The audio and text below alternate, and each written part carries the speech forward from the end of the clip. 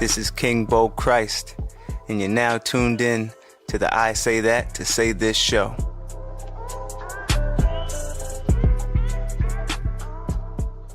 Beautiful people, welcome to episode 38. This is a special episode, as always, because I don't give you guys anything less. It's been so long. It's been about a week. Listen, every day shouldn't be a struggle. Oh, man. It's good to be back. I love this fucking podcast, man. Merry Christmas to you all. And they say, like, well, as a podcast tip, you shouldn't date things. But I want all my episodes to be timeless, man. You know? So I want all my shit. I want, like, how they play A Christmas Story every Christmas.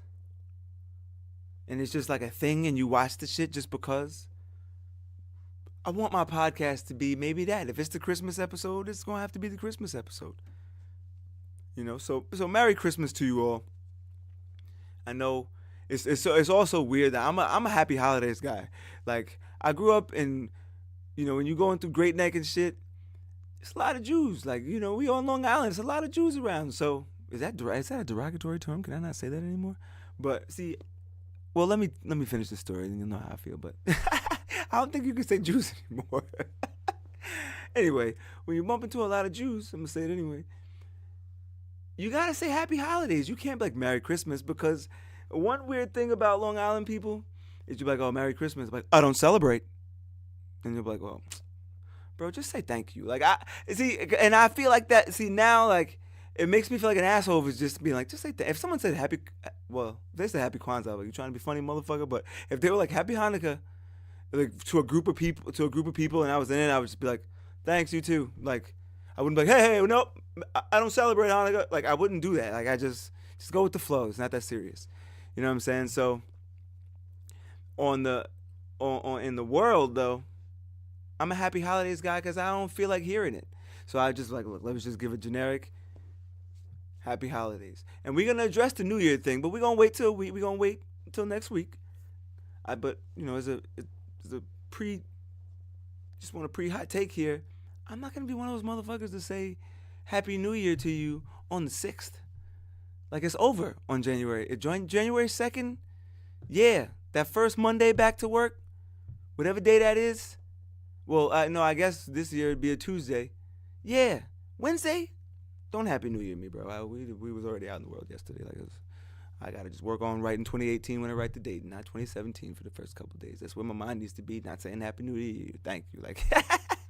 But you know, that's another story for next week. But seriously though, enough of me rambling. Merry Christmas to you all. I got G coming in on the podcast today. G SchmitzBeats. Guy's one of the hardest working people I see, you know, and I love it. I love his hustle. And one crazy thing to me would be, like, even if I never listened to his music, if I never even clicked on it, I would just admire, like, wow, this guy does a lot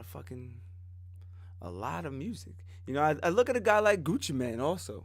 And this week, Gucci dropped that fucking cover art is fire. Let me just say, got to get some Photoshop people to put my face on that. but Gucci is on like his 22nd album or some crazy shit. I was like, damn, I thought only Too Short did that. This shit is incredible. You know, this guy putting out 3 or 4 albums a year still. Like, even if you don't like it, even if you don't listen to Gucci Mane, you gotta just respect his hustle. Like, this guy now, when they say he lives in the studio, when they say Lil Wayne lives in the studio, we don't hear all that shit. Gucci, we hear everything he did. You guys know me. You know my motto. I'm about put that shit out. I got rid of my music for a while because that fucking editing is a pain in the ass. You know what I'm saying?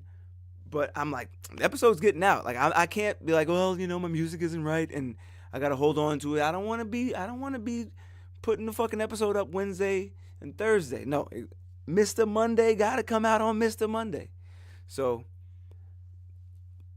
put that shit out. So I love that. I love hustle. I love the grind. I love getting down there. And when you're actually working, you're learning by experience. You know, even this But also, go follow at Carlton's Car Wash on Instagram. Check out my latest business endeavor. Uh, I don't put it on social media. Like I don't tweet it on as much as I probably should or could. Because I just like to keep social media fun. I don't like to keep it business unless it's business. On the at Carlton on the Carlton's Car Wash Instagram page, I'll be I'm gonna put up stuff. That'll be business, but yeah, I don't mix business and personal. It's very weird. I don't even follow myself from my business page because I'm an asshole, and I don't want some shit. You don't need to be your first impression of me. I'm a roller coaster kind of guy. I'm hit or miss. I'm black and white. You don't know I don't even know who I'm gonna be tomorrow when I wake up. Like tomorrow, I may feel like fucking around. I may feel like joking. Like maybe not. I don't know. So I don't. In this social media age, like you don't want someone to click on. Don't listen. If my Twitter is your first impression of me, you're gonna have the wrong idea if we ever meet in person. Like not in a, because I'm realistic. But some shit just be jokes. And when you say it, like you bump into somebody like, yo, I saw what you said on Twitter. That was crazy. And I'll be like, oh, bro, it wasn't that serious. Like I don't really care about Nicki Minaj. Like I don't actually seriously think about her in my day. Like you know what I mean? Like let's not get too out of control. But like when I wake up, when I like my positive shit is always what it is, because that's just me. Like what you hear me say on the podcast, chances are I've tweeted it. So my message is always the same, but some shit just be jokes. So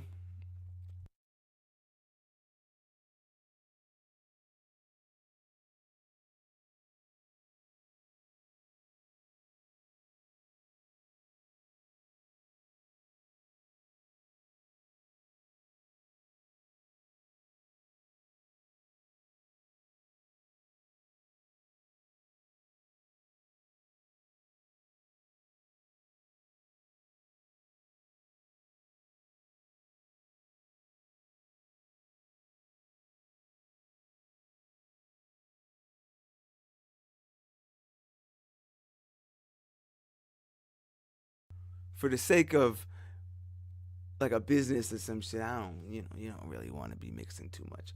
But I was saying all that to say, well, first go follow the page, but second, like you gotta grind. Like you have to work. You have to be in it. Like with the car wash, I gotta be in it. I gotta wash fucking cars.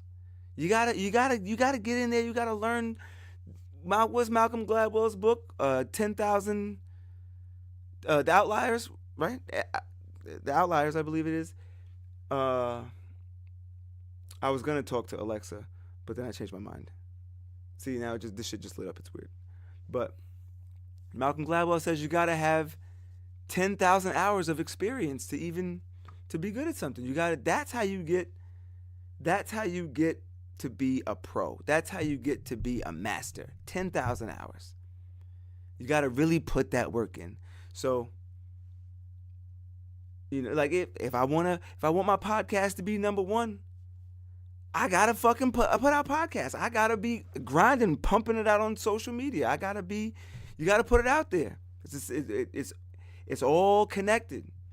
You know what I mean? And everything you do, thoughts become things. So also, since we're on the subject, make sure you subscribe and download the podcast. Okay? Make sure you're downloading the episodes, because to shoot this podcast to number one, they got to know you're listening. You know what I'm saying? It's the one thing I ask for. Podcast is fucking free.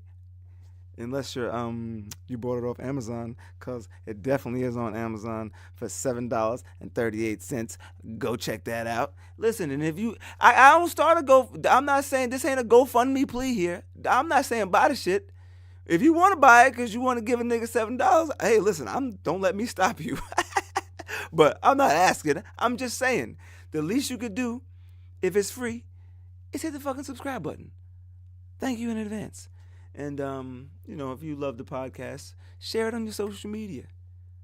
Help a brother out. But, yeah, man, we got a lot to talk about. A lot of just everything. I don't know. And the world is crazy. So I know you're home on Christmas. You sitting down with your family, looking at your crazy ass uncle. Maybe you like me, and you may have to call a cousin outside and race him and throw it up on the gram. Big shout out to Keyshawn. I hope you're stretching your calves and your quads, and you're getting ready for Easter Sunday. But you sitting around, and I appreciate you listening to me. Thank you. And if you're hearing this Thursday, it's probably too late. Nah, for real though. But Merry Christmas to you and yours. Let's get into it. So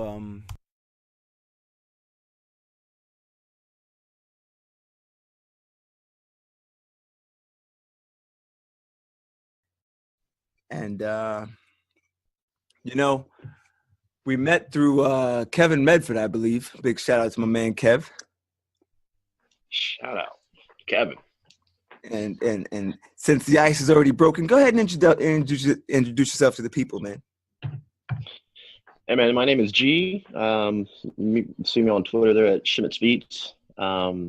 Bro, I'm just a kid making music, trying to make moves. See, I knew it was gonna be all humble, so I had to just let you guys feel this guy's awesome, man. This guy's incredible. We're gonna get into it. G man, thank you for coming on the I Say That to Say This podcast. I appreciate having you. Honor, brother. You know, I mean, immediately I wanted to get right into it. I was looking through your story, and you said when I came across you, like you just said, you're a guy making music, but you're not just a guy who makes music. How many beats do you make a day? Like I had to scroll through probably like over 300 beats. Well, I started making music when I bought my first set of Beats headphones. That was about February of 2016. So as of today, I think yesterday I completed my 345th track. Wow. On a good day, bro, I can knock out, like, if I have no kids to watch and I'm just totally focused. I mean, I think the most I've ever done in one day, completely arranged song, is probably 5 in one day. That's crazy. Yeah, it's nuts, bro. Comes real easy, man. Real natural, So do you consider yourself a producer, or just because if from the outside looking in, I just consider you an artist. I consider you a creator. But what would you classify yourself as if you had to? Funny enough, I mean, I guess a producer, but a producer entrepreneur. You know what I'm saying? Because I like to look at things like, I look at all aspects of it. I think the music is just kind of icing on the cake. You know what I'm saying? Like, if you just so happen to like my music or whatever, I bring along the whole package. Like, there's like marketing that I really focus on, or target audience targeting, I should say, and things like that whenever I go to like release my stuff, and just innovative concepts and ideas and ways that we can integrate the music with the market that we're trying to hit, and just things like that, man. But Sure. yeah, I don't know. I think that's kind of a good way to put it. Yeah. 5 beats in a day is crazy. Yeah. That's impressive, I gotta tell you. So what originally I mean, I know you just said you bought a pair of Beats. What originally made you want to pull the trigger on it? Was it just the music was sounding so good to you? It's like exactly what you said about like the first thing that popped out to you as far as like the music is concerned, is like when I started realizing that like I was making so many like so fast and they were coming so easy. I started listening to it really good. And I was like, I'm not really, it's one thing for you to make music and for it to be shit. You know what I'm saying? And then you not really realize it. But then it's another one, you sit back and you let a couple people fill it out and they're like, holy shit, you made that. Holy shit, you made that. Holy shit, you made that. And so I just kind of just kept on going with it, man. And I was like, there's something special here. So let me try to own in on what it is. So Sure. I went from one genre to another, and then I tried another genre, and I was like, oh shit, I could do that too. And then I tried another genre, and I was like, oh shit, I could do that too. And then it just clicked, just real quick. I was like, this has got to be a gift, because it's just not supposed to happen this season. You know what I'm saying? Sure. Yeah, so that's kind of like what went down, bro. Now, I've just been going with it since. Now, how do you like having multiple genres? Do you ever feel like there's a conflict, or you feel like, because I lie to myself and say I listen to everything. I really the past couple of years I really haven't. I'm more like a hip hop R&B or rap R&B. I don't want to. You can't call shit hip hop anymore. Like I know, right? the lines blurred with that. That's why. That's what where this question's going. So Yeah. I mainly listen to like there's the same genres. Like Party Next Door has been my guy lately. But music is changing. It's all blending and sounding the same. So do you ever feel like did that come naturally, not picking a genre, or was it like a conflict? I don't think there was so much of a conflict because like when I was younger, man, I've always had kind of like a knack for music. I've appreciated music. I really love music. I listened to a lot of music. And when I was younger, I almost got signed by a label a long time ago. I was in a little boy band type thing. Oh shit! Kind I of fell didn't. through. So, but you know, just that experience and stuff like that. But I just never knew I could make it myself, like making music myself until I got the first set of beats. So, um, I, I do believe that like there's a lot of room for growth. Like I see the industry, you know, kind of, especially in the hip hop industry, man. Everybody's trying to find an identity right now. Is what I think is going on, Sure. and a lot of people are struggling with finding that identity. A lot of people are doing things that are outside the norm that they shouldn't be doing, because they're losing their original identity and they're losing their original fan base. You know what I'm saying? Um, but Right. And I don't even so want it's to say they shouldn't be doing it, mhm. but I feel like Has to be if it ain't calculated. broke, don't break it. And Yeah, people are yeah. trying to adjust themselves when like, no, well, I like what you got. You don't have to, you don't have to do that. But Hmm. as a creator, I respect it. Well, and I think the effort, like watching them make the effort to try to do it, is awesome and respectful. It's just you just got to be very very careful. There's a fine line between trying to come up with something new and losing your identity in the process. Is the way I see it. You see what I'm saying? So Sure. like that's kind of how I feel about that. I think a lot of cats out there are trying to do too hard, too fast the things that like the things that are trending right now, and as a result, they lose themselves, you know, in the process of what they used to do, what they used to originally do. And there's a lot of people out there that feel that like this shit's going the wrong way. You know, to be perfectly honest with you, there's a lot of people that True. think that like old school hip hop needs to just come back. You know, period. Not like this fused like futuristic shit that's out there right now that like people are having a hard time with. So it's And just like the older I get, I'm starting to think like I don't think music changed that much. I think it's always been this way because I just happen to, and uh, God bless the dead and all that. But I heard a old ODB song that I thought I liked when it came on. I was like, oh, this is my shit. And then as he started rapping, I was like, what the fuck is this? I was like, I used to like this shit.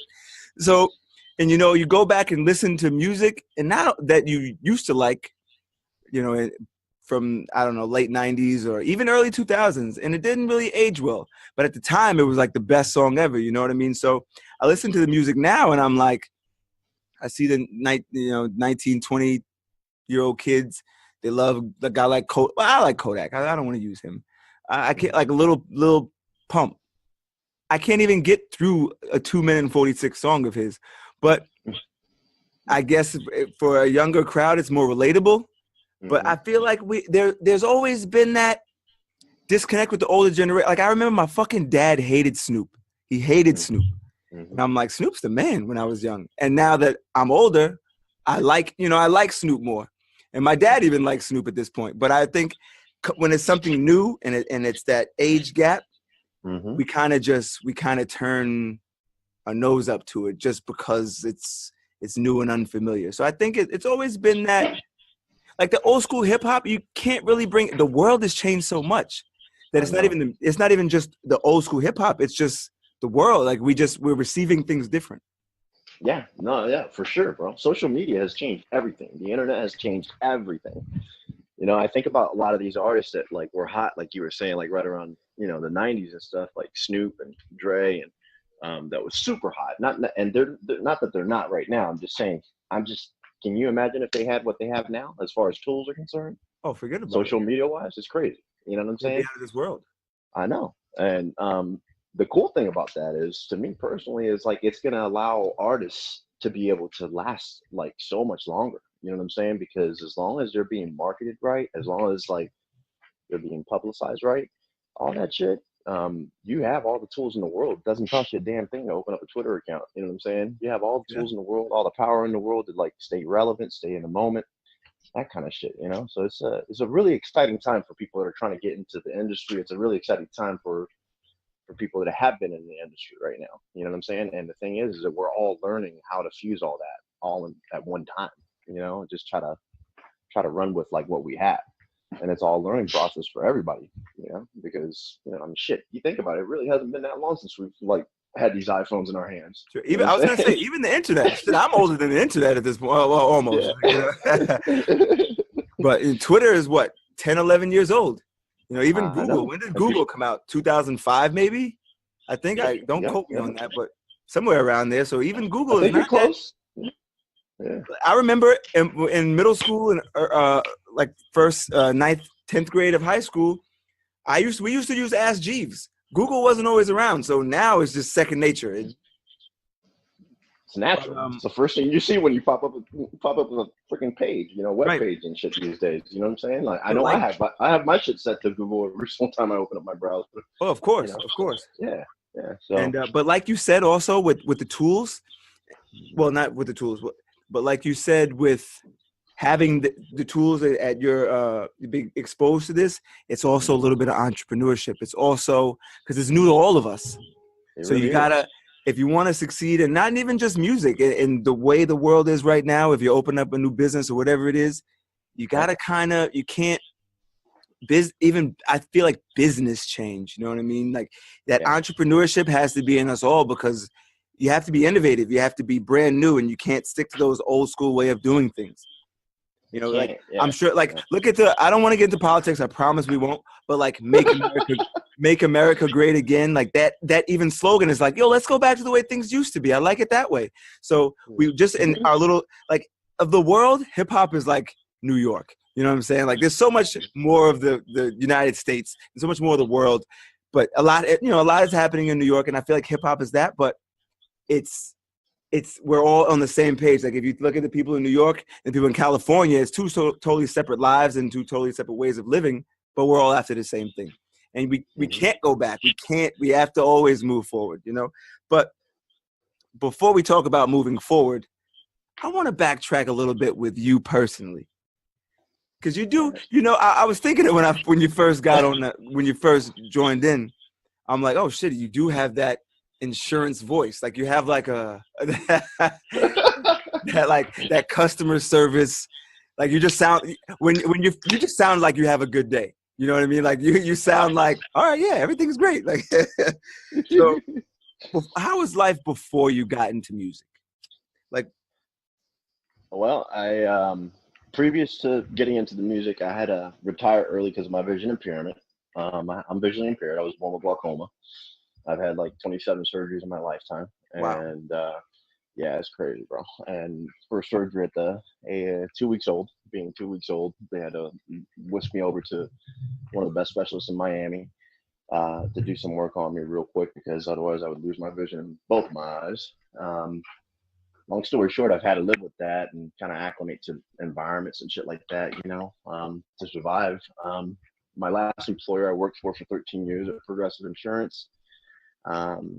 You guys know Flo. So, I was a part of a specialty group there that like wore more hats than any other unit in the company. I would say like 30 to 35 skills that we were required to know.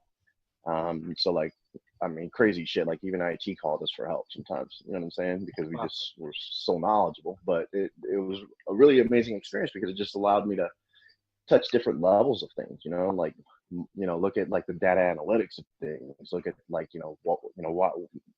why is marketing being shot this way, or even just doing comparison comps with with companies and just laying out like 5 different companies on a flat, like on a board and just saying, what are they doing? What are we doing? And comparing everything to that kind of shit. So that's just kind of like where most of all this comes from. You know what I'm saying? I'm very blessed to have been there. Absolutely. God bless you, man. and learned all that shit from there. But I could no longer do my job the way it required me to. So I had Was it the time, like we talked about things changing? Did the technology change and it was hard for you to adjust? it wasn't even really that, because I was, I was working with the platforms, and I had even created some of the platforms to make them easy for me. You know what I'm saying? So it wasn't even that. It's just my, when I had a bad stint of surgeries, like in the last 5 years, actually up there in New York, by the way, Astoria, Oh Dr. wow. Oh McCool. right, yeah, you did tell me that. It started down here. They just tried to do something as simple as removing a cataract from one of my eyes, and they over zapped me in the eye, and I think they just kind of like shattered all this crap all over my eye, and I had to go up to New York to see one of the best specialists in the nation so that they could just vacuum all that shit out. And it's with glaucoma, man, it's all about pressure. You know what I'm saying? So like, if you can keep the pressure in your eye, you do less damage to, you know, your retina, and that's been preserved all my life. You know what I'm saying? I've kept the pressure low, thank God. But for some reason, these last surgeries just kind of kept the eye irritated long enough and the pressure high enough that, like, I just started losing vision, even more and more and more. And I've always been legally blind, but I've been able to like see good enough to be able to sit in front of a computer for 8 hours. Well, that changed after that surgery, and multiple surgeries actually to try to correct the issue. And my doctor just said, man, you're going to have to either do like a trainer job, where you sit there and just like speak in front of people and don't put so much pressure on your eyes, or you're just going to have to, you're going to have to call it quits, bro, and just like enjoy your family, enjoy your kids. And so I went out for a couple positions, and funny enough, Progressive was like, give me the runaround, saying I'm overqualified, or, Wow. this and that, and some bullshit, some corporate bullshit. I'm writing a book about it, actually. It was some corporate bullshit. And that's all. You got to keep me posted on that. oh yeah, but everybody's going to be posted on it. The world is. How do you feel? How is it? How when you told me you were your vision was, you were visually impaired, I was wondering, I'm like, really? I was like, so how is like using Twitter and everything? Like I was like, wow, that's actually pretty awesome. Mm-hmm. That you I love people that don't quit. Like I love resilient people. I love people that are like, all right, this is the circumstance, we're just gonna have to move forward.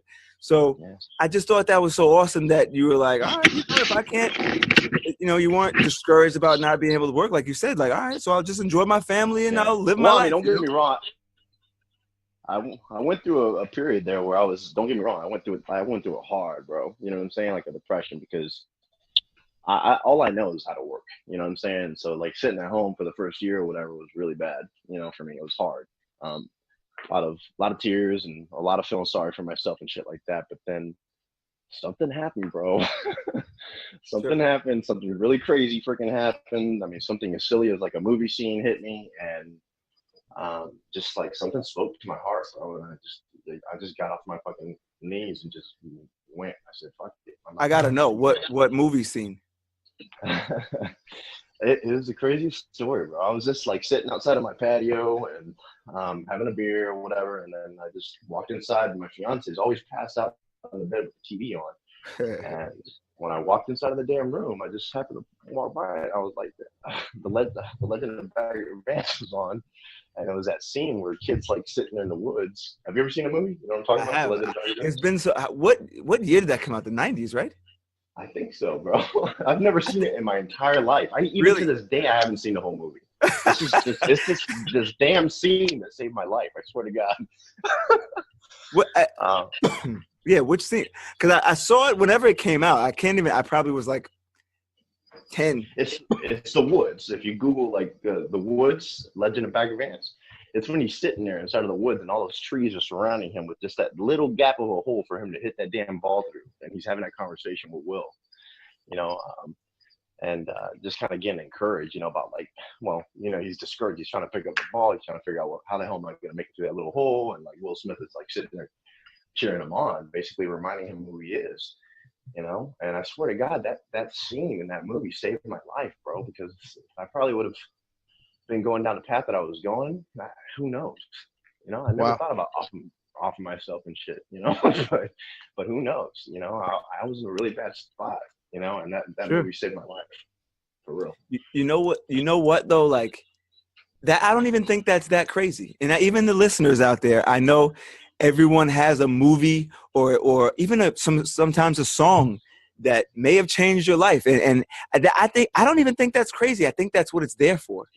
Yeah. So that's amazing to me. Because it's and my I joke about it with my wife now. It's funny now, but I was actually depressed over I saw Forrest Gump, the same thing when it first came out. Mm-hmm. I'm 29 now. I watched that movie 2 years ago. I was 27.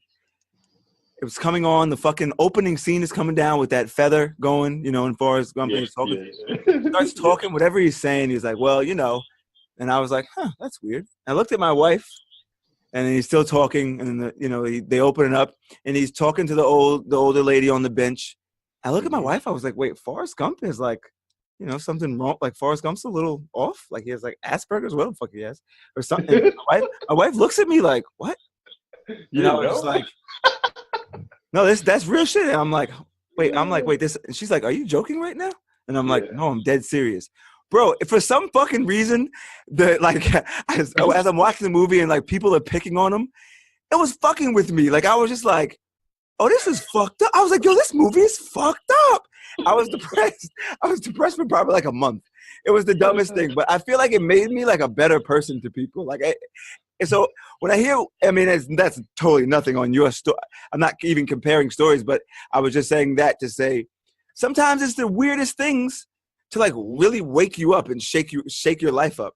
Yeah, man. So that's why I love to talk to creators and why I love to connect with creators and hear their story, because I want my podcast to be that for people. I want my podcast to be someone 10 years from now, like, it was the fucking weirdest thing. I heard this guy on SoundCloud. I said I had to say this podcast on SoundCloud. And it just, it made me, if it brings them to a better place, I win. Even just one person, for as long as I do. If it brings one person to a better place, and like you said, you're in a dark place, but it made you bounce back. Yeah. We win. As a creator, I know you want to hear a beat you want somebody to hear that shit like, whoa, what is this? And you want them to just pour their heart out with their music. Yeah. That's what we're in it for. So you talked about being in a bad place, but the important part is, and which I said I respect, is that you made the best of it, man. And that's what shows true character. Yeah, buddy. I always say, steel doesn't know its worth until it's put up into the fire, man. You can't really know how strong you are until you test it, and I'm a very spiritual person, you know what I'm saying? I just take everything in, so I was gonna ask you if you were religious, actually. Yeah, I take everything in, bro. I soak it all in. I have my ear to the ground, you know what I'm saying? When shit happens, I don't flip. I don't normally freak out because I know there's a reason for it, Sure. That kind of stuff, I'm a fake kind of guy. Do you believe in The Secret? Do you believe in like the what is that, the your words become things? Or do you think it's like it's just gonna be how it's gonna be, like it's already written? Nah, well, I believe that fate is fate. Like, you know what I'm saying? Like, I do believe that there's always purpose, but so I think the plan is there for you from the moment that you're born, but it's up to us to chase it. You know what I'm saying? It's up to us to like have our ear to the ground and chase it. A lot of people think that, like, I think that's what people confuse the whole process. It's like they're like, oh no, if God really wanted this to happen, then why didn't he let this happen? That kind of bullshit. Like, for instance, with me, they always, I get always asked that same question. How can you be a believer if you're still fucking blind? Wouldn't God have healed you by now? And I'm like, not if that wasn't his goddamn purpose. You know what I'm saying? Like, you see what I'm saying? Like, please edit that, man. God forgive me. I didn't mean to use his name. No, I get it. Hey, listen, I say that to say this podcast, we ain't here to judge, baby. I got you. We're rolling. So yeah, not if that wasn't the intent, or if it wasn't our time, but people always say that, I think they always overlook the fact that, God doesn't normally show up like when we want him to. He shows up when we're ready. You know what I'm saying? And sometimes we're just not ready. He hasn't gotten us to that place and yet. You almost became a pastor, correct? Yeah, bro. it was the craziest thing. I mean, Wow. I had my mind set on what I was going to do. Went down to PR. I'm originally from Puerto Rico, and went down to PR to go to mission school and just spend a couple months down there. And for some reason, something just didn't settle, feel right, within me. I prayed on it and prayed on it and prayed on it. It still didn't get better. And I just something hit me one day. I was like, you know what? All this uncomfortable feeling that I'm feeling right now is not, God wouldn't want you to feel like that. You know what I'm saying? Like if this wasn't, it's just not your time right now for that type of situation. And sure enough, I just got up and I didn't finish the mission school and went on a different path in my life and stuff like that. But I kind of, I kept the roots, you know what I'm saying? Like I still believe, Sure. And I read up on my shit and stuff, I just, I didn't go down a path of like immediately going into, the pulpit, like I was supposed to, my best friend's a pastor, we were supposed to have our own churches together and stuff like that. This is crazy. Sure. But See, I think I think my stance has changed so much over my life, I guess. Like throughout, like from a toddler to probably like 12 years old, we went to church. I don't think every Sunday, but I remember being there a lot. Like I was baptized. I say we went like 3 times a month. Like I and that's just what I think my mom always went, but I was out. She allowed me to skip one every now and then. I remember I'll never forget it. I remember exactly when it changed. And I still believe in God, but as far as like organized religion, when I was so fucking scared. Well, I say I was 12. I was born. Yeah. No, I was 11 in 1999, New Year's Eve. I feel like that whole year being in church, I don't know. I mean, maybe that's just how I was getting it, but they made me feel like the world was going to end. Like, I remember everyone being afraid of, like Y2K, the fucking computers were the software was supposed to expire. Like, I was 11 years old. I really felt like the world was going to end. When the clock, and my mom took us to church. And, I was just like, oh boy. Like, I was in church and I remember it like 11:58. I don't know. I felt like the world was going to explode. I don't fucking know. But once at 12 o'clock, everyone hugged in church. We walked outside. I remember like people were shooting off fireworks. And I was like, wait, we're okay? Yep. I was like, wait, we're not going to die? And I swear, at that moment, I think that was the last time I was ever in church. Like, I remember refusing, like, no, I'll never go back to that fucking place. Like, church, it was like, it became weird to me at that point. So I always believe in God. I believe there is a God. That's probably a separate podcast. But as far as church, like, I was just like, I'm like, I don't know. Because with me personally, and maybe you can enlighten me about this, and that's obviously what this podcast is for, like a learning experience, but I'm just shooting from the hip here. But like, I feel like it's like with a man telling me like he had a connection with God and like, yo, just take my word for it. Like that became weird to me after that moment, because like I believed so much in what my pastor was telling me at that time. Like, his word was as good as the word of God to me. And I'm not blaming him, but how I was receiving it, maybe it was me. He made it seem like if you're not in church and you're not here, if you're out there, you don't want to be out there when the new year comes in. Like, you don't want to be out there when you want to be in here. So I don't like that kind of pressure. I don't know. I'm like a black and white guy. Like, saying that, I like literally thought the world was going to explode.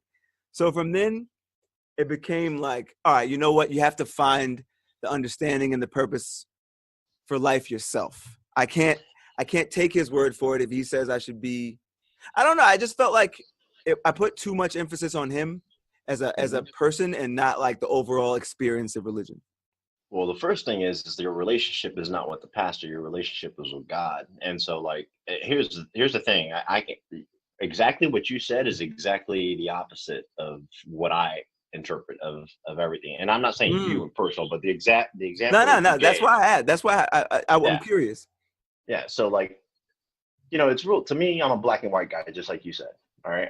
I don't dig too deep into all this. I have my own personal relationship with Christ, and you know what? That book just tells me how he walked. And pretty much what that book says is I should try to walk as much as I can in his life. You know what I'm saying?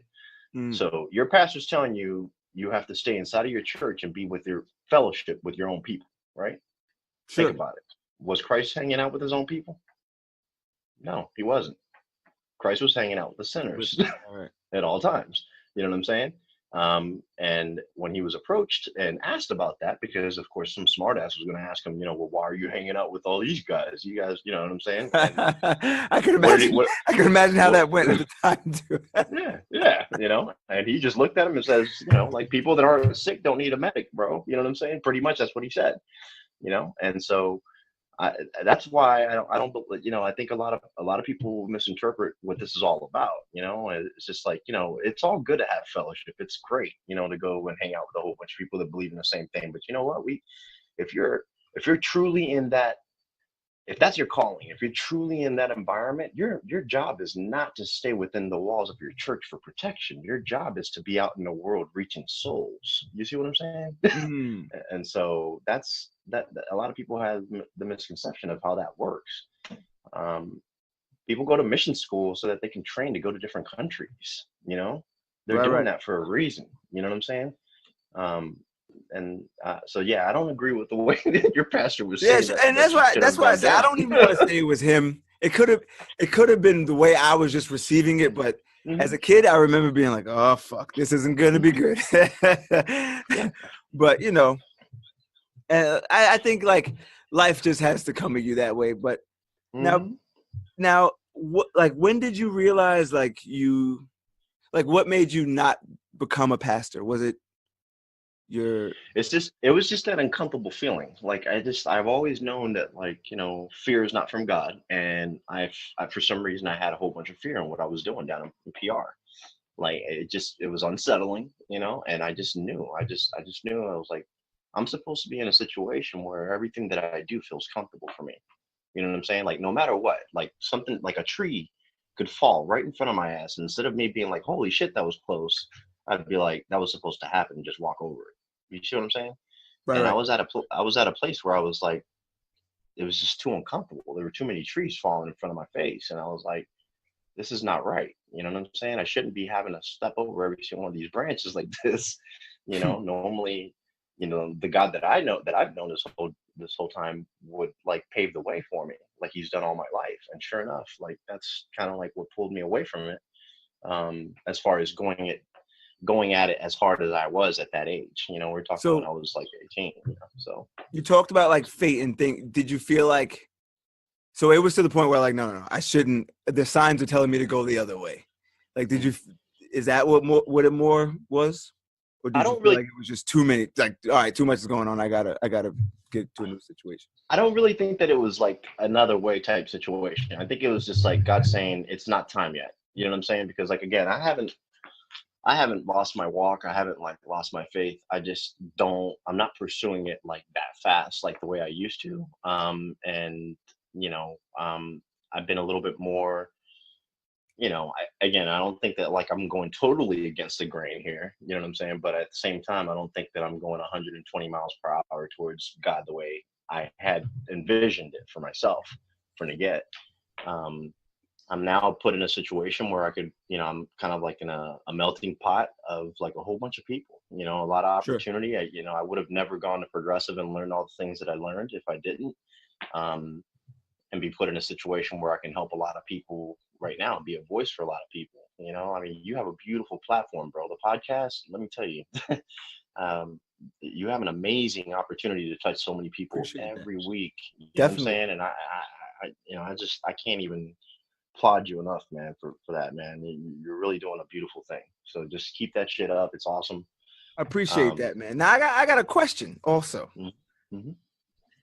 If you make a fire beat, right? And would you like say I guess I was gonna ask it backwards. Like, what if you had become a pastor, right? Mm-hmm. Like, I'll say like a guy like, we'll get into this. We'll get into him in a minute. But say you become a pastor and you still had that feeling for music. Would you feel like you couldn't do music? No. Because I thought about like Mace. I thought about like him coming back, and I'm like, I thought that was crazy. I thought like, I don't know, this is weird. But now that I'm like a little older, and he came, and I'm like, you know what? I guess it's being creative. It's a little on the line, but who am I to judge? Yeah. I think, that the beauty about music is that it reaches so many people. Like music has no language. You know what I'm saying? It's Sure. like it's a language that everybody can understand. I don't care if like I don't get a word that you're saying in that, but if your music is good, if like the way you're singing it is right. Word, that's a fact. I can't even tell you what the song's fucking title is because it's in French. It's this one song. It was at the end of a movie. I forget what movie it is. It was like I want to say like Liam Nelson or some shit. The song was in French. It's the most fucking beautiful song I've ever heard in my life. I don't know a fucking word of it. Like I don't even know what it's about. But just the melody of it is amazing. Yeah. I totally feel you, man. Like one of my favorite songs that I love so much is just like that. It's like I don't know what in the world. I had to look up the like meaning for this shit, whatever, because it's just such a beautiful song. But Sure. have Also, the to, same thing happens to me with the Migos. yeah. I just want to point that out. Yep. So I I don't know just what the fuck they're talking about, but like sometimes it just makes you bob your head. Like it's freaking crazy, bro. That's a whole nother subject altogether. But that was shit. We gotta go there now. Like that. I knew it. Like the Migos, they were see their plan is fucked up. I'm very curious. I'm the most curious about them career wise, not their music, career wise, right now because of the shit that happened with Joe Budden. Like with me with rap beef, it puts a microscope on you from my point of view. Like they made like a whole ice trader gang. If a nigga hating, call him Joe Budden, whatever the fuck he says, right? I'm like, you just made your chorus another, like, what? Is that what you made a chorus another guy? Like, what's wrong with you? Focus on you, bro. Shock value, bro. That's the other thing, man. Like with the innovation of social media and that being a tool right now, like, what is the number one like way to get people's attention? It's Some controversy bullshit. anymore. Yeah, true. Yeah, exactly. So like people that are desperate will do desperate things on social media like that, and just to get the attention. You know what? Like even the people that aren't for it buy into it because they're reading it. That's how shit trends.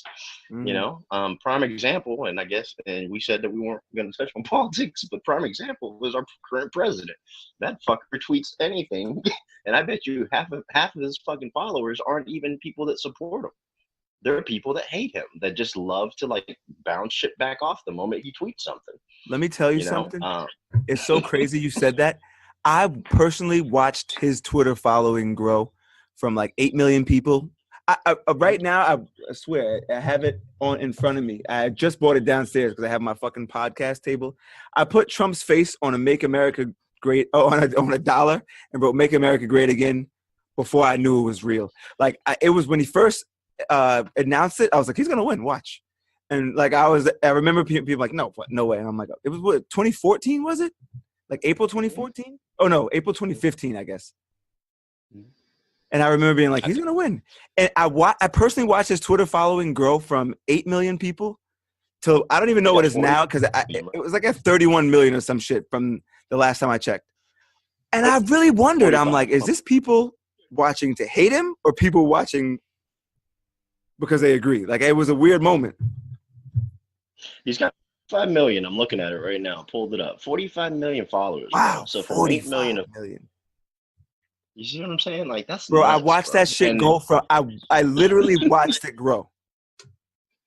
Nuts. Just nuts. But it's crazy you said that. So you think like a lot of those people just that makes sense. That makes sense. But I wouldn't do that. Like I don't follow him, but I'll go check. Like every once in a while. Yep. But I'm not. Well, see, that's why it's weird to me. I think that's why it puts that microscope on the Migos because when you get into that moment of like controversy, I pay attention to judge you because I think it's fucking stupid. Like when Trump gets trolling or even we won't go into politics, I guess. I'll just stick with the Migos. But when the Migos start trolling Joe Budden, I'm like, all right, so now I'm curious to know, is this where you're going to go with your career? You're going to start bullshit? You're going to be chasing clicks? Mm-hmm. I just, I think a lot of people are trying to find their way with social media and how to be innovative with it. You know, they're seeing people getting successful off of the controversy aspect of things, and they're running with it. You know, so they'll push buttons. You know, it's not like the old days where, like, you know, it was like, and see, this kind of scares me though, because at the same time, you know, we went through, you know, we kind of went through that phase of like, we saw like what happened with Tupac. We saw, you know, like, you know, what happened with Biggie and shit like that because of the bullshit talking that was happening all the time, you know. And I hate for the industry to go down that road, you know. And I see But like, that's another thing. I was like, that's why I think it's so. I think that's why I judge it. Like, is this what we're doing? Like, do you know what that shit gets you, bro? You know what I mean? Like, nothing. Like, why? Be happy. Like, and like, again, fucking. You know, I'm like, you know what? Forget me judging you for you having weird, like using like 9 words in your whole song. You know what? Stick with that. Don't go and get in the shootout because that shit ain't the answer. That don't do that. it's just dumb, bro. And that's why I don't have much respect for, you know, that environment, and I just try to stay away from it. Like, I don't I don't appreciate mumble rap that much at all. You know, I don't think it takes much effort. I think, you know, a lot of people that use, like, you know, they started using the auto tone shit because they can't sing, but now everybody can fucking sing. You know what I'm saying? Like, everybody can fucking sing now. You know, it's just, I don't know. To me, it's just like, it's not very innovative. It's not very creative. And I think the real ones out there know it and they fucking hate it. And their number one purpose is to destroy it, to be perfectly honest with you. You know what I'm saying? And Yeah, like, I don't appreciate Lonzo Ball wearing his face on Nas's shirt. I didn't. That's I crazy. mean, Nas's album cover on his shirt. So I don't know. You know, I just hope it starts phasing out. You know, the way I see it is like, I think that like the real ones are gonna bring back an element of old school, like, back. You know what I'm saying? That's kind of where I do think believe it's going forever, bro. We're gonna be like, we don't want to be. That's why I also listen, because I don't want to get stuck in that. I don't like it necessarily, but I listen to and I guess I don't listen. I listen. It's a biased listen. Like, I listen just because I have to hear it to judge it. Like, if I'm gonna talk shit about it, I just got to hear the whole album. So I guess it's the same thing as like someone would follow on Twitter. Like, they get the streams from me, but it's not. I don't listen because I enjoy it. But, you know, I guess that music is subjective. It is what it is. It is. It's regional too, you know? So like, that's the other thing, you know? Like, I live in Florida and I don't hear a whole bunch of the stuff that's going on in the Midwest because it never makes it down here. You know what I'm saying? Like, that kind of shit. So I have my ear open to it because I'm on Twitter and I'm promoting to the world type shit, you know, but like, so I have to have my ear open to that kind of shit. But if it was if there was a special radio station for it, I would never have it programmed because I just can't stand it. You know what I'm saying? It's not my gig, you know?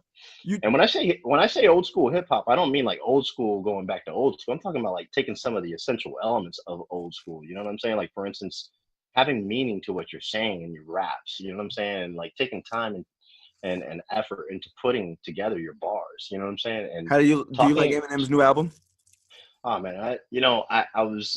It's funny you asked. I was just at first, when I first heard it, my first thought was like, you know what I'm saying? It was like, I was real tight about it, and I almost made the biggest mistake of doing like a little evaluation on that shit. I was gonna go track by track, drop a tweet every single time, and ask, you know, and pull on everybody. What do you think about this track? And then kind of give my constructive feedback on it. I thank God I pulled that, and I didn't do it because I wanted to just sit back and soak it in, you know. And it took me, you know, a couple of days to just like listen to it over and over again and be like, wow, he's really speaking some pretty badass shit. Yeah, sure, I don't like that beat that much, or I don't like that, you know, that track and the way it flows and stuff like that, but his message is there, you know, and shit like that. So I think it's phenomenal, bro. I think he did a great job on it. I think it shows.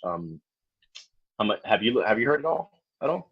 I'm still actually taking it in. Like, I listen like 3 times, and I got it. The only song that's like hard to get through is that shit with Beyonce, "Walk on Water." But I think that's just a terrible song. Like, I think it was a weird mix when I heard it, but it's well. Let me rephrase that. his words, like that's why I listened to his message, and his message is amazing. His message is there. But as far as like, I felt like it was more of a book on tape than I mean, I don't mean that in a bad way necessarily, but as far as music, sonically, I'm like, ah. But as far as like what he was saying to me was impeccable. I think that's part of the artistry of it for him too, man. And like I had this conversation with a couple people. I'm like, I don't think it's. I think the intent of that song was to make it feel like that. Believe it or not, you know, No, no, like, well, I'm actually 100% in agreement with you. Like, you know what I'm I saying? agree You hear that the paper scrapping in the background over and over again. You know, you hear the way he's flowing just seems odd. It seems off. There is no beat in the song. A lot of people don't realize that. There's oh not yeah, a there's no fucking drums. drum. There's no drums in the song. So it's like the intent of that song was to do exactly that. You know what I'm saying? He was about to come out with this album. It's highly anticipated. He's trying to like basically be, caught up with the present because there's just so much shit that's changed since he last dropped his last one, and he wants to stay relevant. And here's this song that caused this controversy. We go back to the controversy, right? Here's this song, and instead of it being the baddest song that like would catch everybody's eye, it ends up being the baddest song that caused the controversy because it didn't have a beat. It sounded like he was off. He was telling an amazing story. Sure. The only people that tuned in and like soaked that in were like people that truly understood what he was saying. Even half his fan base hated that shit. You know what I'm saying? And they were talking shit Sure. about the whole thing. So it was definitely a I don't know. strategic move. And that's why I say I'm still taking it in, because I'm kind of figuring it out as we go along. He really, he knows in this social media bubblegum era, you got one shot. Mm-hmm. Mm-hmm. You know what I mean? Like, I like that he did it. Like, he knew, like, everyone's going to listen to this. Everyone. So instead of making some shit that might go over their head, let me get straight to the point. Yep. Yep. And that's what I'm actually, like, on my second listen, I guess, not really the third, but on the second listen, I was just like, oh, okay. He just wanted to talk to us. Like, he didn't really even want to make music. He just wanted to let us know, like. I think that's what he said. The song basically says it. I'm not a god, like I'm badass, but I'm not God. Yeah, that's the whole purpose of that. And I don't know. It just showed a lot of vulnerability on his end, man. And you know what? It followed his walk this whole time because M doesn't show vulnerability. No, not at all. He doesn't. It doesn't. And like for him to put his heart out there and expose it, about like how he's questioning himself, how am I going to keep that up with as a fan, industry? that was weird for me to hear. That like he was insecure. I was like, wow, that's crazy. It's crazy, bro. But I see, it was. King. That's why I say it's still weird. Like I felt like he cracked. Like I felt like, oh damn, bro, don't let it get to you. Like you still have to. You always have to. I felt like he gave in. Like, all right, guys, you got that shit you say hurt my feelings. I hear it, and I was like, no, don't ever tell him. Like, I felt it was a weird feeling to see, but it was cool. It was cool that he opened up. Well, do yourself a favor and listen to track 2, which comes on right after that, Believe. And then tell me if he's lost a step after you listen to that one. Oh, no, see, that's why I say no, I don't even think he lost a step. I think he just took a step back. And I actually had this conversation with a person, with my buddy Harrison, a couple, I think maybe a month ago. It was before the album came out. And he was saying like, nah, bro, I think he lost it. And I'm like, so maybe I'm being optimistic here, but I feel like he did it on purpose. I'm like, I feel like he just took a step back. You hear that? I'm applauding you. You got it. No, but that's serious. But that's it, bro. He's I'm still, I don't know. I'm still taking it in, like I said. So that's not my official feeling yet. But I'm like 90% sure. It's quite a bit of a masterpiece in my opinion, because I do look at those aspects of it. You know what I'm saying? Like, and for him to put that song Walk on Water as being the first one and the first one that dropped, and then to me a song as powerful as Believe. Wait, did you just label it a masterpiece? That's big. I'm saying the overall picture of how he's laying it out for us. Got you. The strategic plan of how he rolled it out. It just makes sense. You know what I'm saying? He went from, he's kind of like taking you on this journey of like, I'm feeling vulnerable, and then the next song is like Believe. and so on and so forth. But I think it really, I think that was the intent, man. As crazy as it may seem, I really do That makes believe sense. that like that was the intent, was to cause the controversy, get people to buy in, because at that point then everybody's going to listen, because everybody's going to be like, well, let me see if I was right. Let me see if I was right. And he really has lost it. I'm going to listen to this whole album. So now you just got that guy to fucking listen to the Sure. album. You know what I'm saying? Do you think that Twitter and the social media world is way too hard on him? Oh yeah, bro.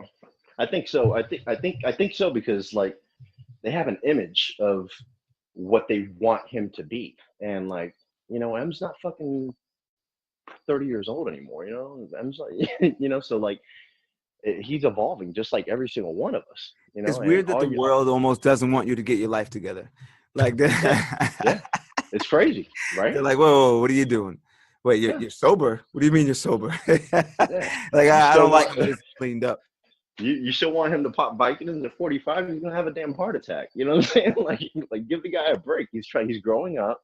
I mean, yeah, the album is called Revival, right? Exactly. That's the whole purpose, bro. And as you get older, and I'm sure you'll be able to attest to this, but as you get older, I'm a little older than you, so I have a little more wisdom when it comes to like the age factor. Let me clear that up. The age factor. So like, you start. As a prime example is exactly what you said at the beginning of this podcast. It's like you look back at shit, and you're like, you know what? I didn't see it that way with the Forrest Gump, mention. You're like, I didn't really see it that way when I first saw it, but then like now, like it hits me completely different. Well, as we get older, that happens. You know what I'm saying? The little things that like we would just brush off because we're like running over everything. You know what I'm saying? Sure. Through life. When you start getting older, shit starts slowing down. You start focusing on like those little things that like that normally wouldn't impact you the way they used to. You know what I'm saying? And they start hitting you. And that's why that kid, what's his name? Keaton took me on a roller coaster of emotions.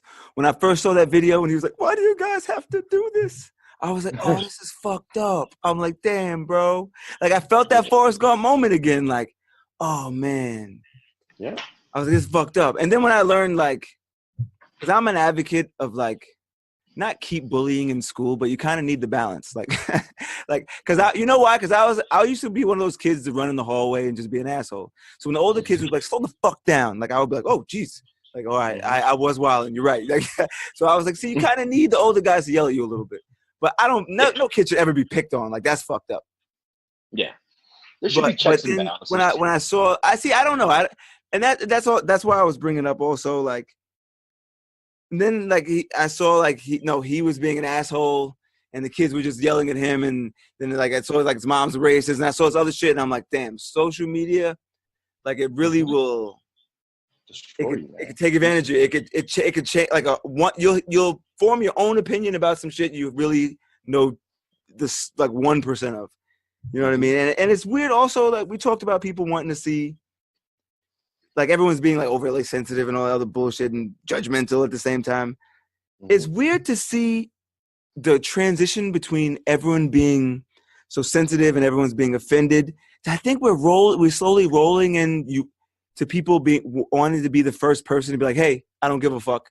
Because I saw people like, oh, you felt sorry for this kid, Keaton? Like, I never felt sorry for that kid. And I'm like, bro, yes, you did. Shut up. Like, if you saw that video before you knew anything, if you saw that video, don't say you didn't feel bad. Like, that's bullshit. But I also see, you see people like, oh, you guys started to GoFundMe, like you gave them for what? And I'm like, oh, come on, bro.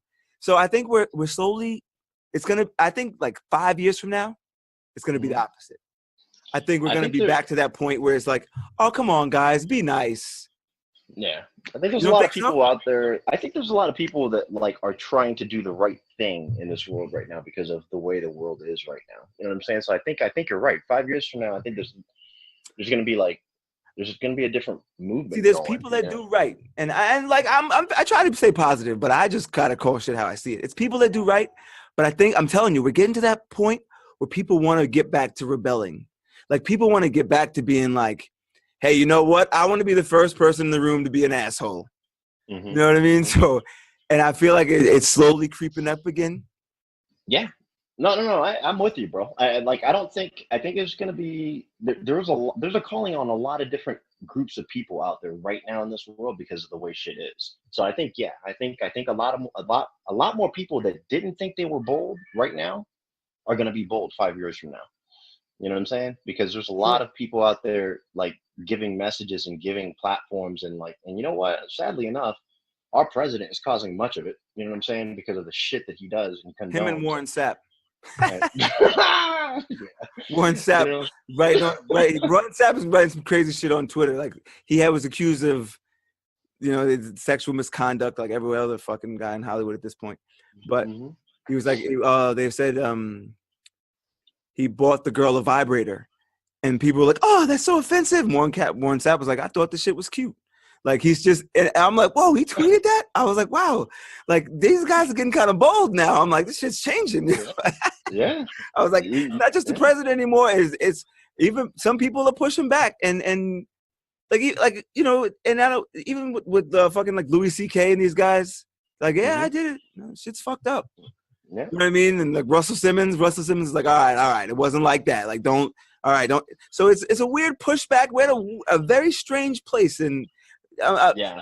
I'm curious what 2018 is going to bring. Hopefully, all Oh yeah. positive things, Oh yeah. But Yeah. it's like, I don't I don't think it's gonna get better before it gets worse. In my know. personal opinion, I'll tell you that right now. So, but yeah, everybody, to me personally, I think you're gonna see a lot of people rising up, whether it be for a good reason or for a bad reason. There are a lot of people that 5 years from now will be on a different level, rising up. They'll have found their factions and stuff like that. I mean, you know, like for instance, like this whole deal with the sexual abuse with women. We're finally at a platform where women are finally coming out. You know what I'm saying? Like, imagine where that movement's going to be 2 years from now. How powerful that movement's going to be 2 years from now. I don't think anybody's going to be touching like women without signing off contracts or anything like that. You know what I'm saying? And I'm not trying to say that to be funny. No, I'm just that's, saying. you know what, I'm the world is really going to that place. And I wish we had exactly. like a female here to bounce this idea off. And I know the listeners hear this. Merry Christmas to the listeners. But I know they're hearing this and they want to chime in.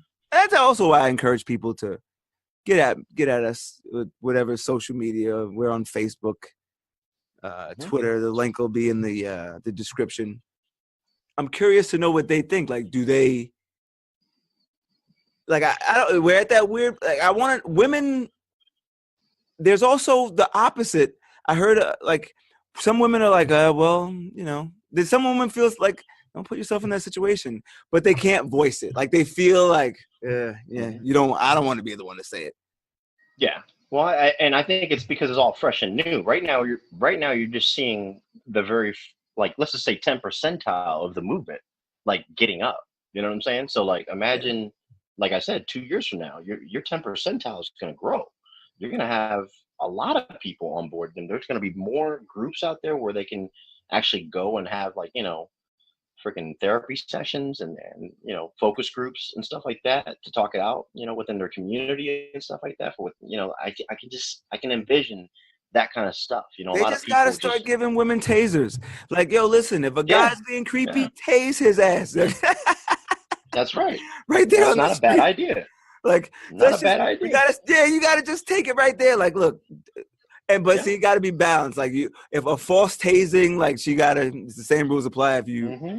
you gotta so it's fair. So women can't just go around tasing motherfuckers for like, no, you looked at me funny. I like I didn't like the way you looked at me, so I just figured I'd get it out of the way. Can't happen like that. But if the guys that are really being creepy, some of them will do that. yeah, of course. That's why I say we're gonna be realistic.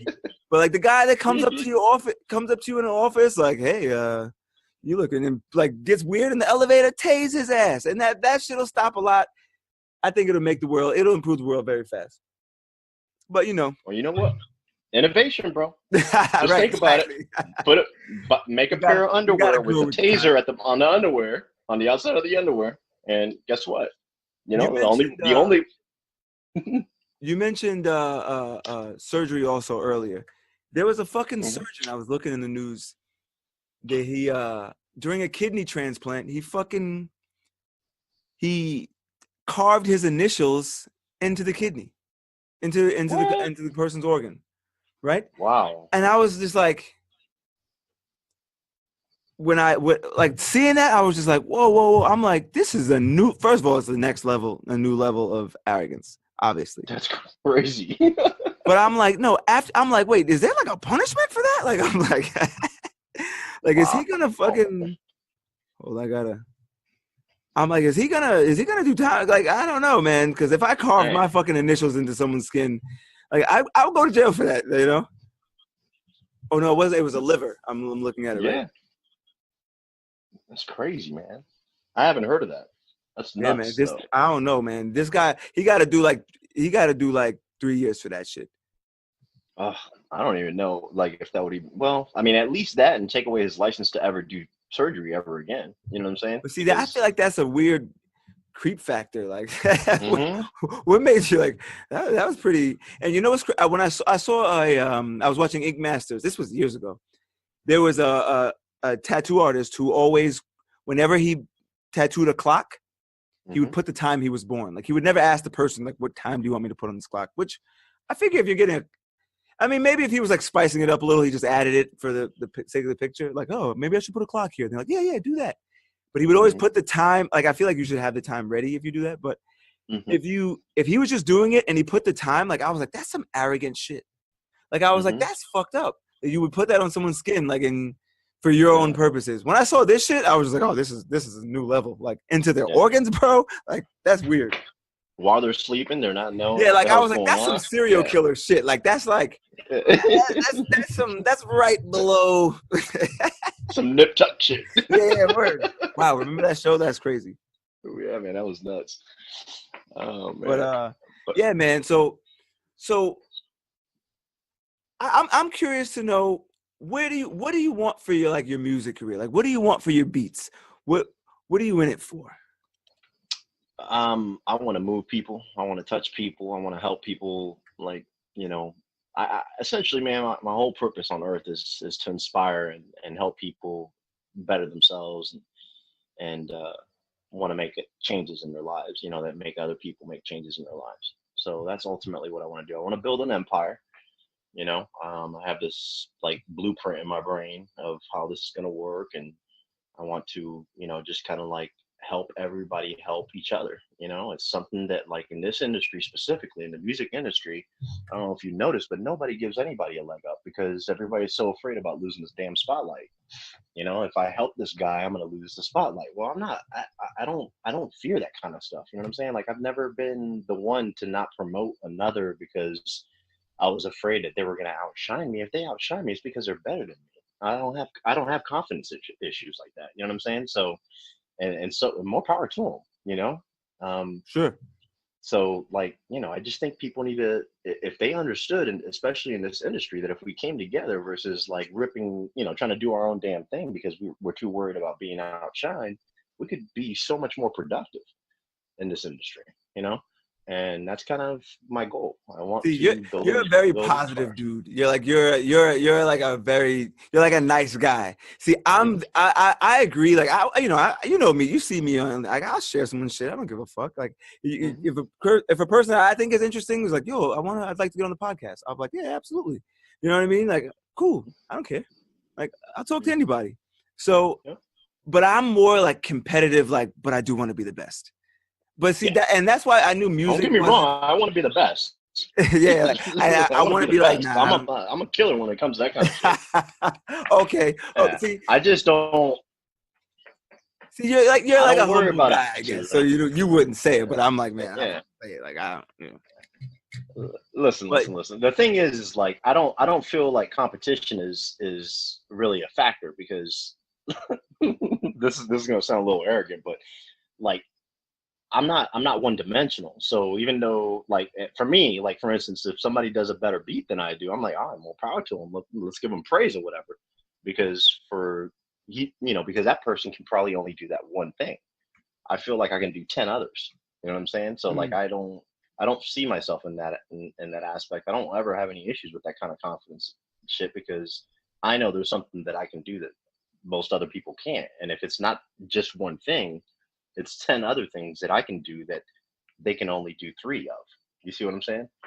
I gotta know who wins in the beat battle. Like SchmitzBeats, who is he battling, or Timbaland? Who do you have? Timbaland. I'll take Timbaland. I'm a Timbo fan, man. I appreciate SchmitzBeats. I'm not saying he's I think the innovation aspect of it, I can see how Timbo is more of a entrepreneur of that.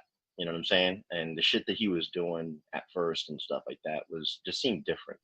You know what I'm saying? And I think a lot of people,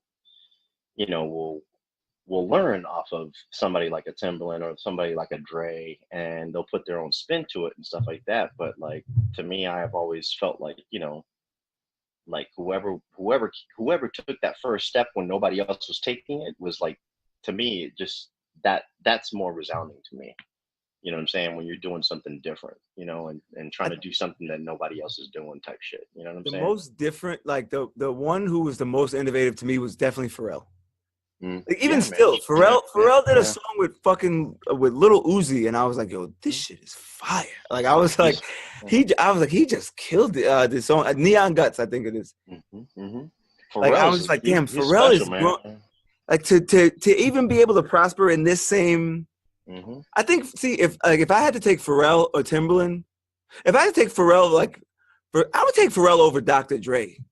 And I know that sounds crazy, because Dre is the GOAT, but I'm like, Pharrell is the most versatile. Like, Pharrell is like, I don't know how, like, he could write some shit for Nori or fucking very innovative, or like Katy Perry or some shit, Yeah. And you're right in that aspect, because like, you think about it, like, he can cross like genres. How many times have you been able to really say that about Dre? Not to take anything away from Dre, but no, that's why I say Dre's the GOAT. That's not even Dr. Dre slander. Like, we know what Dre brings to the game, but like, it's true. Like, I mean, but has he not been the influence though? If you ask Pharrell, who was one of your major influences, sure. I would say, okay, a lot of people will say a lot of shit was influenced by the GOAT. You know what I'm saying? And that's why it's crazy. Like, that's why music is so fucking amazing to me. Like, even if just listening to some beats, producers tell a story too without saying a word. Yeah.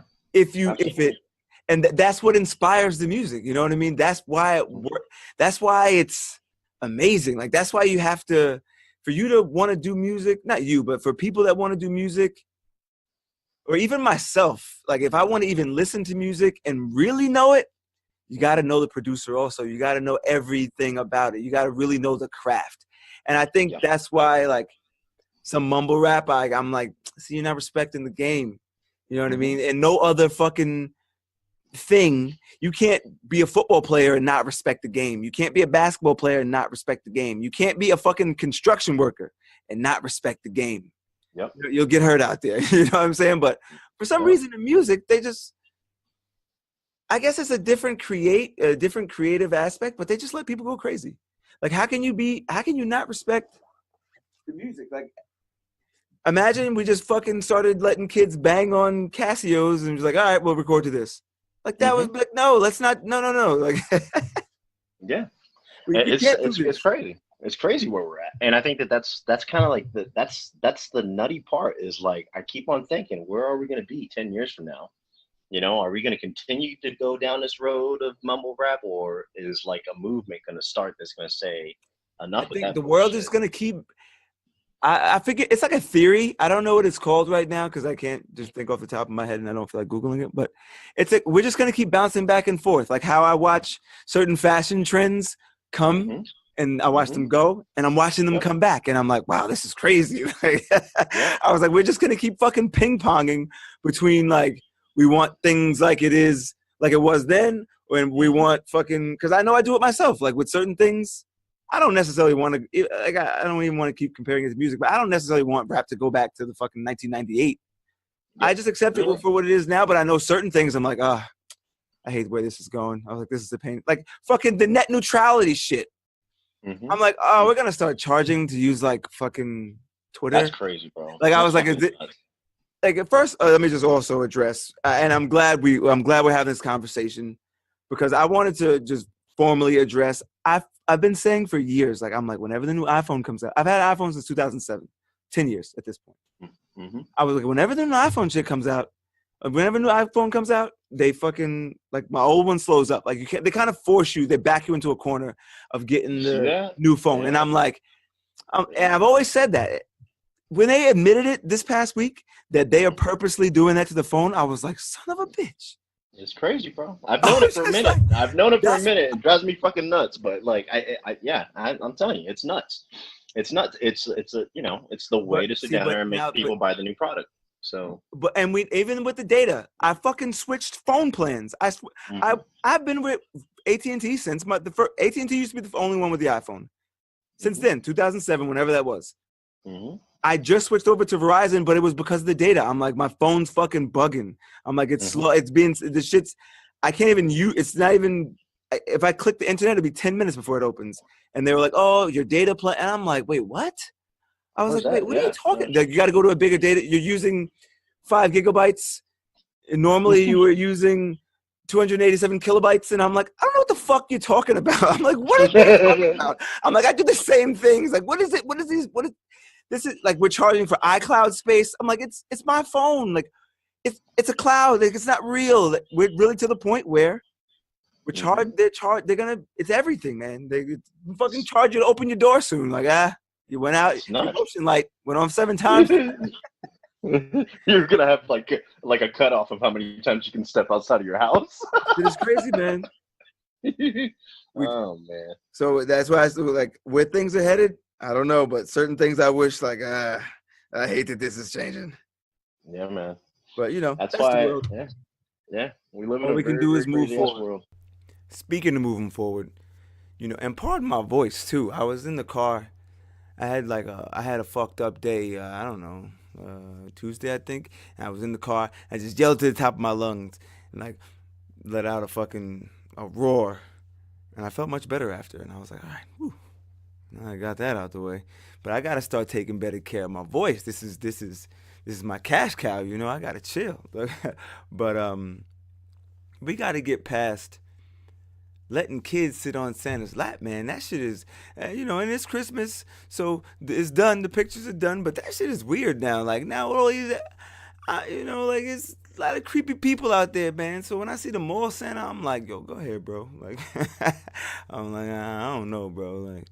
I don't know. Maybe I'm being a little ridiculous, but I don't know. I think we need to leave that shit in 2017. Like, look, let's just stand next to each other, bro. Like, you don't know about people anymore.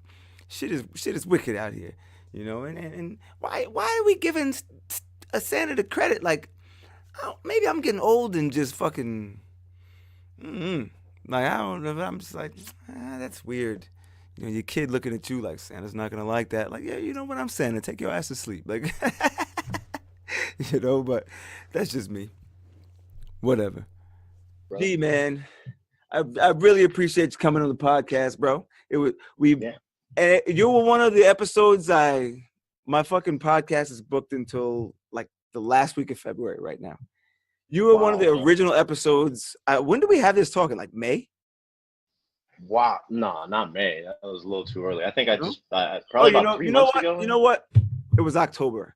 I don't know why I said May just now. Like, yeah, it was probably October. In my head, for some reason, in my head, I was thinking 5 months. But then I go back, I'm like, all right, it's 2 months ago. But it just feels like fucking. It feels like 5 months. But you were one of the original episodes I booked, and I'm like, I gotta get this one in. This guy. See, I really love bringing positive people together. Like I love being, because I always want to, you know, like change people and I want people to feel it. And I treat it like music with no beat, and I would want everybody to feel my music, but it's cool now because I don't have to rhyme. I could just talk my shit, you know? So when I see you, I'm like, I would collab with this guy. You know, when I hear your music, I'm like, I would collab with this guy. Like a guy that fucking bangs out 5 beats in a day, I would like to sit in the studio with him. I would like to see that creative process. You know what I'm saying? So I really appreciate you creating with me. You know, I appreciate us building, man. And I want to thank you for coming on the podcast.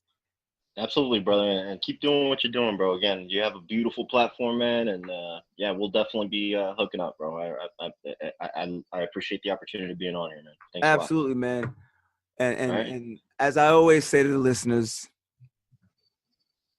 fuck what your horoscope says. All right. When you wake up in the morning, you gotta chase. You can't wake up in the morning and see your horoscope says, watch out for demons, they're coming. And you feel like you're gonna have a bad day.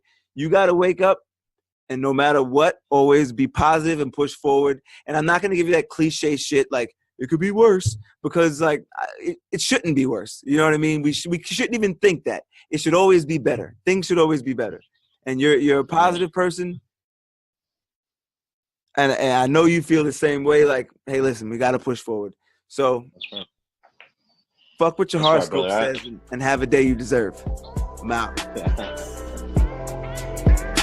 Listeners, whatever you're listening on, I need you to do me a favor. I need you to go rate this. So if you're in the iTunes store, go ahead.